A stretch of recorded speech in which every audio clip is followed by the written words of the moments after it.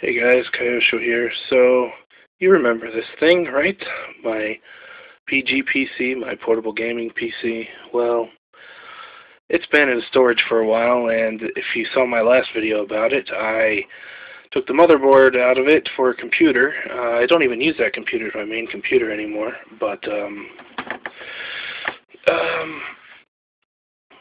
eventually I'll mod that motherboard and take all the components off it that I don't need and make it ready to go in this thing. But I'm planning to use this for some other stuff too. So we're going to take the front panel off this thing finally. But before we get into that, I want to test out the screen and maybe even give you sort of my review of this thing and sort of why I stopped using it and sort of retired it.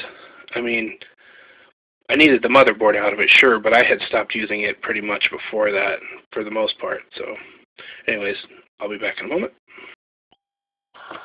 Now, I know you can see nothing at the moment, but I'm going to turn the switch on, assuming it works. There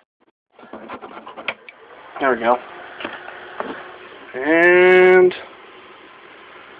yes, we have video. So the screen is still functional.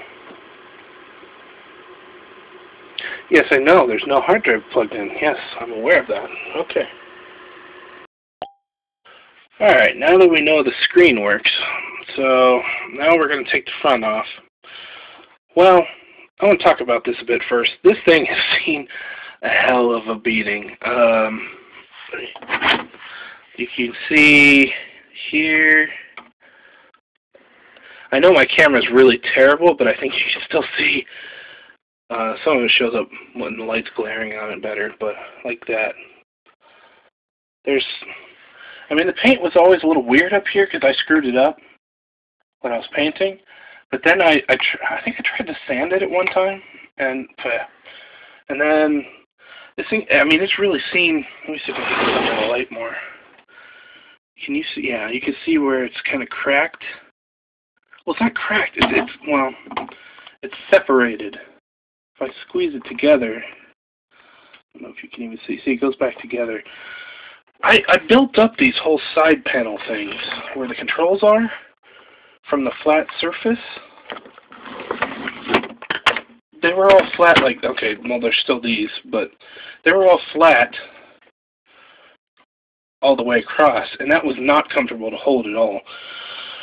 So, I mean, I was going to build controls into them that way. In fact, I did.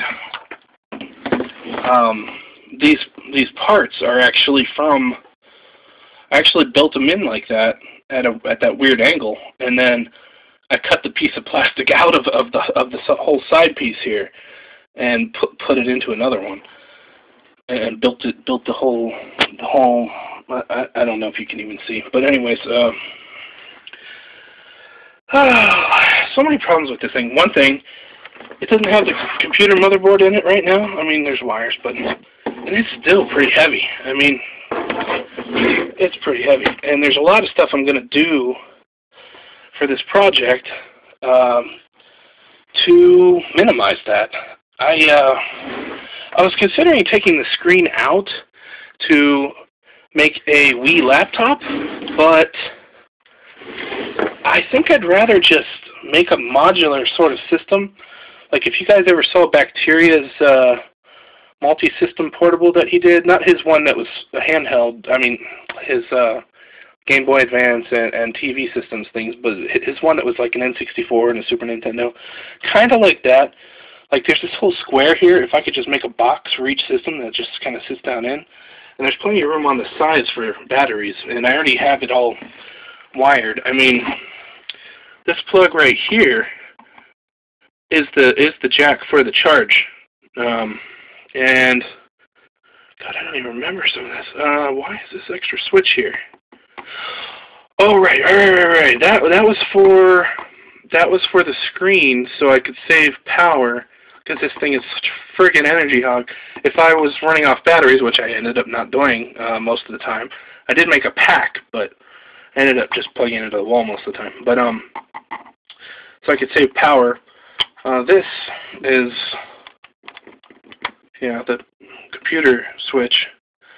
These are the USB switches. 2 of them are for the touch screen, and 2 of them are for the Xbox 360 controller. And then, of course, the Molex connector is the power jack, which is ridiculous, I know, but that's what I had at the time, and I wanted to get the project finished, and this hot glue is just a friggin' mess. You can tell I was kind of in a rush to just finish this thing up, and I just wanted to get it done at that point. So, we're going to take the front panel off, which I have not done since I put it together, because it was a pain to get it shut. I already took the little tabs out from down here. The bottom ones are on because that's the back. I put those back on. So I have to get these side panels off, and then there's screws. If you saw my other video, that's...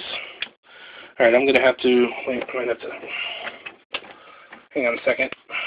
Look up at my ceiling for a second there. I can even get it apart. There we go. Look at this mess. Okay, so here's the D-pad and the analog stick. You can't even tell. You can't even tell what you're looking at. But yeah, and then this thing, I cut most of it off, but it was from a computer case. I hope I'm not blocking the microphone on this friggin' phone. It was from a computer case to have extra, you know, audio jacks and USB ports and things, so you plug it directly into the motherboard rather than the USB ports that are on the back of the motherboard. You know, like on well, this is the back of the case, but there would be, well, there used to be one right here. But that's not this one. I actually bought this one online because it had some stuff I wanted on it. I gotta take these screws out, but I gotta take this side off. Let me see. I think I can do this one with one hand, like totally one-handed. Maybe not. Here, you can look at the ceiling again. All right. Okay, this one is tight, so I don't want to pull up on it too much. I remember this. Oh, ringer volume. No. Okay. I can't pull that off any further than that, or I'll yank the wires out. So there's the buttons, the analog stick. Oh yeah, there's these 2 tact switches too. There's 2 on the other, or no, 1 on the other side for the back button of the Xbox controller. You can see the USB extension cord under here. Okay, here's the USB extension cord. You can't really see it. But under here is where I would stick my Wi-Fi dongle, my USB Wi-Fi dongle. I would just stick it right here. I just pop this part open and stick it in there. That was fairly easy to do because this thing I can put back on pretty easy. Now we're going to get to the hard part. So I'm going to stop the camera and take the screws out. And I'm a little scared to do this, but we're going to go ahead and do it. Okay, it's the moment of truth. I don't know how much this lifts. I don't remember how bad this is. I just remember it was bad. Hold on a minute. Okay, it's coming out.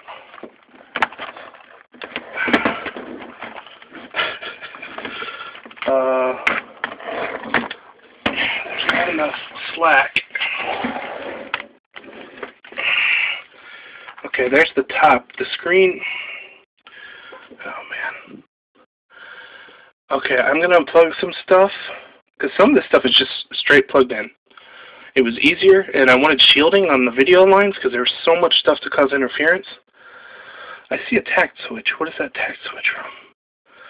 Is that even going to anything? Holy crap. Oh, it's going to the charger. The charge jack. Okay. Okay, I'm gonna stop the video, and I'm going to unplug some stuff, and hopefully I can get this apart further. Okay, so this is the best I can do for the moment. I know the lighting is still not that good. I mean, there's a lamp right on this thing. I don't know what you can see. It's part of it's the camera, but so right here, this little board, it's actually poking through to the other side. That's the power supply. Now, this cord here, that actually plugs into the screen board over there. Yeah, that provides power to the screen. And it is wired to a switch, and then the switch is wired to... Oh, I don't know. I don't remember. I wish I would have documented things better. Okay, here's the Xbox 360 controller. It's under there with all the wires and the mess. There's that USB thing I was talking about, USB and audio jack thing. There's really nothing, doesn't seem to have anything USB plugged into it, actually. That's weird. Oh, that's right, I cut it in half. That's what part of it goes to this. Because I just needed the pin things to plug into the motherboard more than anything. Right, so obviously there's an audio cord plugged into the audio jack there. That must go to the screen. Yeah, okay. So the screen came with this, well, at least I think it's fake, I'm not sure, this HDMI jack right here. I think I'm blocking the microphone again. I don't know if it's a fake HDMI jack or not. I think it is, but it has audio and VGA on that jack. There's a pin out here. I quit bumping that button. You can't see it because I'm blocking it. Anyways, this wire, I shortened it, of course. Look at all the, that's actually painter's tape, but that's what I must have had at the time. This wire actually comes down to this VGA port thing, and it splits out into the audio and what? Is that where the power goes? That might be the power. No. The audio, the video, and what is this? Oh, it's the touchscreen USB. Right. Okay, that's the USB for the touchscreen, I think. I don't know. I don't remember. This little tiny board, that is the touchscreen USB board panel. This little tiny board here is the charge, the battery charger, LED board thing. I'm not going to take that apart to show you, but behind it, what I did so you could see it from the outside, you probably saw those holes I drilled in the front, and then I smoothed them over and everything, but there's a hot glue stick just going across the LEDs, so when it glows, it looks kind of like professional. It's really strange. I figured that out, and it looks kind of cool. Underneath the, oh man. Underneath the screen is the little board for the controls for the screen. You can see the tiny speakers. Well, sort of. They're sort of back there. Oh man, I don't want to pull these wires too tight. I can't really get these in good position to show you everything. So this VGA cable here, plugged into, I figured out I wanted a right angle VGA cable to plug into my motherboard when I decided I wasn't going to solder to my computer motherboard because it was too expensive of a motherboard to risk, and so I got a right angle VGA cable, but I had to plug it into this, so I have a connector here that's female to female, male to male, female to female, whatever. Anyways, and then I made this thing. I turned it into a much shorter cord, and it goes through this big friggin' hole here into the other side of the case. That's one thing I'm going to cut down on, is I'm going to remove the whole center panel that separates the two sides. That is thick. Like, you can see how thick, right here, just this top part is. Well, actually, that's not as thick as it is. it's thicker than that even. It's the back panel is really thick, and it adds a lot of weight, believe it or not. Of course, all these circuit boards added to it. The Xbox 360 controller board's coming out. I'm going to, of course, remove that VGA weirdness cable, which I think is hot glued in place. I don't know. I don't remember. It might just be held in place. I don't know. And I'm going to try that HDMI port. I never did. I'm going to see if it actually works as HDMI. I don't think it's possible, but it's worth trying. But yeah, I'm going to keep this power supply because I think no matter what system I try to put into this thing, it will work fine. I mean, it will provide really great power without losing a lot of amps or anything, amp hours. So that's like an expensive, well, fairly expensive ITX power supply. And man, there's so much to do and so much that needs work. But this is, I showed you this. There's the light for the hard drive light. I think it used to be over here. I don't remember. Oh man, there's so many things I don't remember about this. This is a couple of years ago. I really wish I had documented every step. It would have been a lot easier. But I knew this was going to be for me, and I didn't think I was ever going to take it apart again. But now, yeah.